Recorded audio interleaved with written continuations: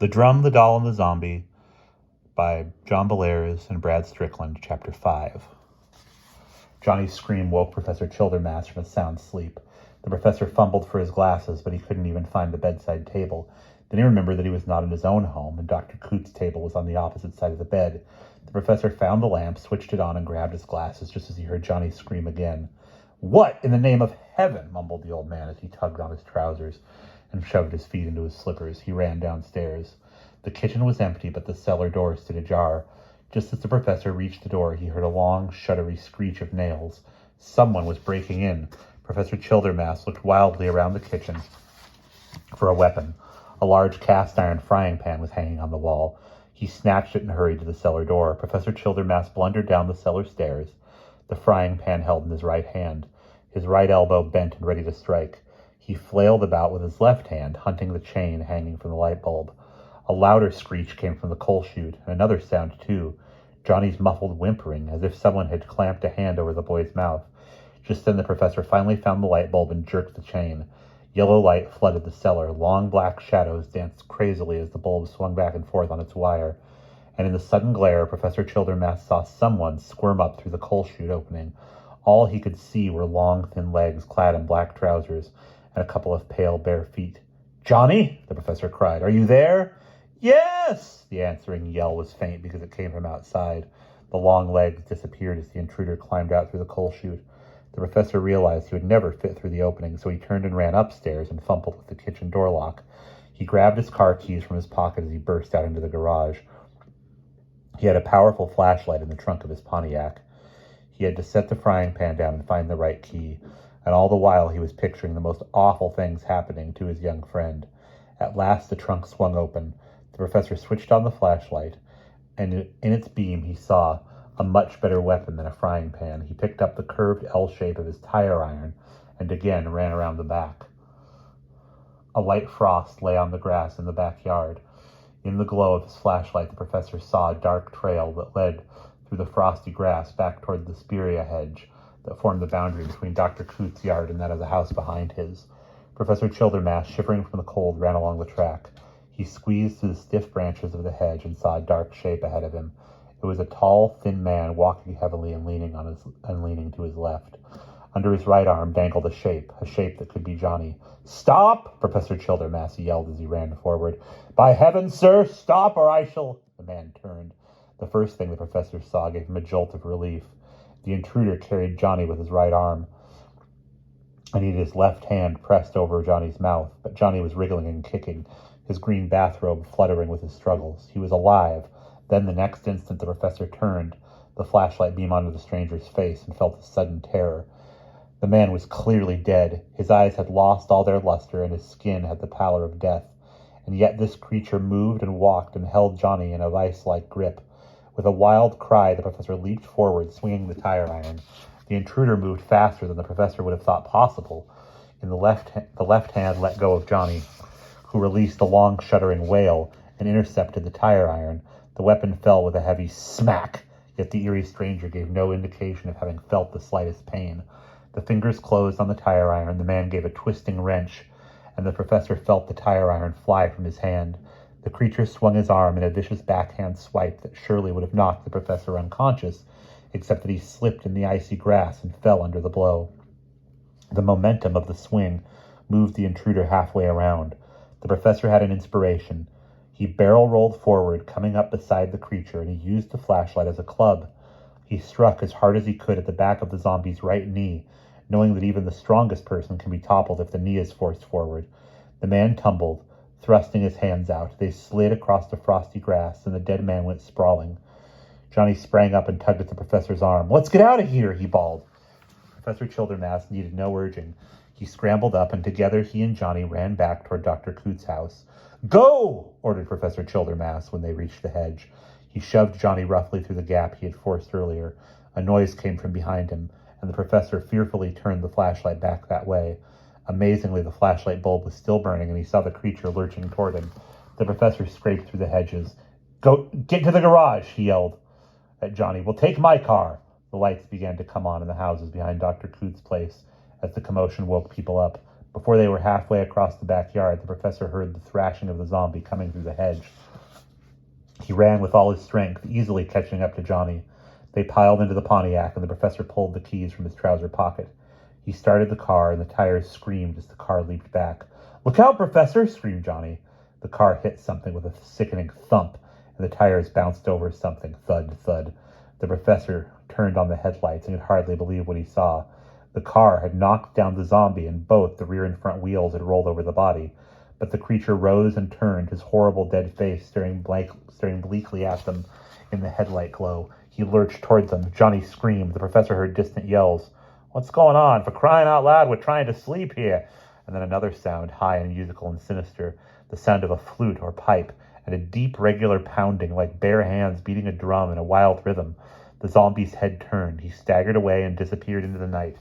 For a few moments, the professor sat behind the wheel, the Pontiac's engine humming. He took long, shuddering breaths. Then he turned to Johnny. "I believe someone called the thing off," he panted. Johnny's teeth were chattering. He stammered, "That thing was a zombie, Professor." "Calm down," said the professor. "Whatever it was, it's gone now. Well, shall we return to Dunstan Heights right now, John Michael, or shall we go back inside and see how that ghastly creature got in?" Johnny was trembling. "He was there the whole time, Professor," he gasped. "He must have been hiding in the cellar all along. Maybe behind the furnace or under the stacks of old newspapers and junk. It didn't break in, it was breaking out when you came." "Was it?" said the professor. "Well, that settles it." He put the Pontiac in gear and rolled it into the garage. "I'll be dipped in breadcrumbs and French fried if I'll let anyone living or dead make a fool of me. And somebody owes me a tire iron, too." The two of them got out and carefully locked the garage door, and together they went down into the cellar. Sure enough, the professor could clearly see that the zombie had yanked the cover off the coal chute opening from inside. A couple of nails had been left in the frame, and in climbing out, the creature had bent them. Grumbling under his breath, the professor fetched a hammer and long nails and fastened the coal chute door back into place. Then he hunted around until he found an old broom. He sawed the broom head off, and with a couple of pieces of board, he nailed the handle into place as a brace against the cover. They looked behind the furnace and found a faint impression of the dust where the zombie must have waited. "Somebody sent our friend in," muttered the professor, "and then left him here like a time bomb. I'll bet my Pontiac to a dried-up jelly donut that I know what he was after, too. It was that cursed drum." What do we do now, Professor?" stammered Johnny. He was terrified.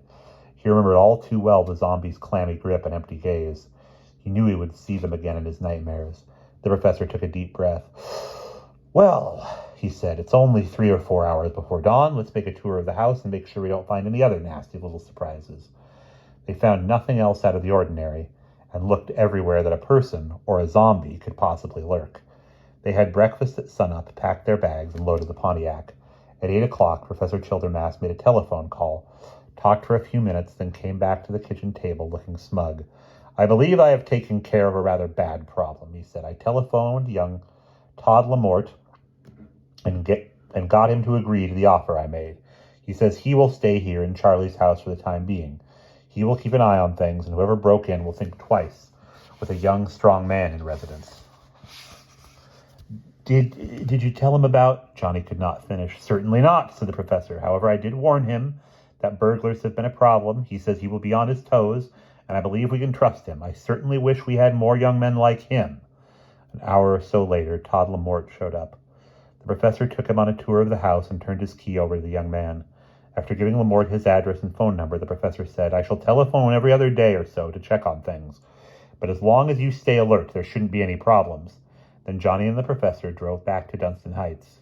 Grandma and Grandpa Dixon noticed how subdued Johnny was, but he explained that Dr. Coote's illness had upset him. Days passed, and the professor kept to himself. Johnny told Fergie that he definitely would not dress up as a zombie. In the end, he went to the Halloween party as a tramp, just as Grandpa had suggested. Fergie showed up as a zombie, but in his green grease paint and torn old clothes, he was certainly not as scary as the real thing had been, and at least his father had refused to lend him any rubber fishing worms. Johnny told Fergie about his adventure because Fergie was the only person he could talk to about such things. Fergie listened as the two of them sat at a table in Peter's sweet shop sipping chocolate malteds. Fergie whistled in an impressed way at Johnny's description.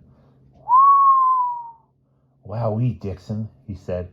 "I don't know why you didn't go out of your ever-loving mind. Of course, it was probably just some guy trying to scare you. It was not, whispered Johnny fiercely. Fergie, I saw his horrible gray face and felt his cold, clammy hands. This guy was dead. Okay, replied Fergie with an irritating smirk. Keep your hair on, Big John. Just for the sake of argument, let's say it really was a zombie. So what's the professor going to do about this, huh? Johnny shook his head. He hasn't told me, and when I ask him, he just tells me to mind my own beeswax. But I know he's been up in Portsmouth again, and he's been talking to some other college professor on the phone a lot. I bet you he's learning how to handle zombies, mused Fergie. I wonder how you kill them. A stake through the heart? Nah, that's vampires. John, baby, you listening? Johnny's jaw dropped open, and he stared through the window in frozen terror. At last he croaked, It's her. See? There she is. It's her. She's here in Dunstan Heights. In Dustin Heights. Fergie craned his neck around and stared out through the front window of the sweet shop. He saw a shapeless, dumpy old woman standing on the curb carrying a shopping bag. She wore a black coat and a black scarf, and long gray hair straggled down across her shoulders. Then she crossed the street and turned a corner. So who is it, Dixon? Asked Fergie. Looks like the devil's grandma to me. Johnny jumped out of his seat. We got to tell the professor, he said. Come on. The two ran all the way to Fillmore Street, but they found the professor's house empty, and his car was nowhere in sight. Oh, no, Johnny said. Well, as soon as he comes back, we have to tell him. Want to come in for a while? Sure, said Fergie. How about some poker, John, baby? Last time I looked, you owed me $2.5 million. Okay, said Johnny, but without much enthusiasm. Hiya, Fergie, said Grandma as they walked in. Say, Johnny, look what I got. She held up a white cardboard box with a clear cellophane top. The box held a hairbrush and a hand mirror, both of them in silver-colored frames, with white porcelain ovals on the backs. A red and green pattern of vines and roses decorated the ovals. That's great, Johnny said. And best of all, it's free, replied Grandma, smiling broadly. Darndest thing I ever heard of. This old lady comes to the door selling brushes and such, and she says she'll trade this for my old hairbrush. Beats me how anybody expects to make a living if she does everybody that way. Johnny felt cold. Grandma, what did this old lady look like? He asked. His grandmother laughed. Well, she was sure no bathing beauty. She looked kind of like a big toad, to tell you the truth. She had long, stringy hair, and she wore this awful black scarf, and she talked funny. I could hardly understand her. Say, Johnny, you all right? Johnny had almost fainted. The terrible old woman knew where he lived. Would the zombie turn up next, or did she have something much worse in store for the Dixon family? And that is the end of Chapter 5.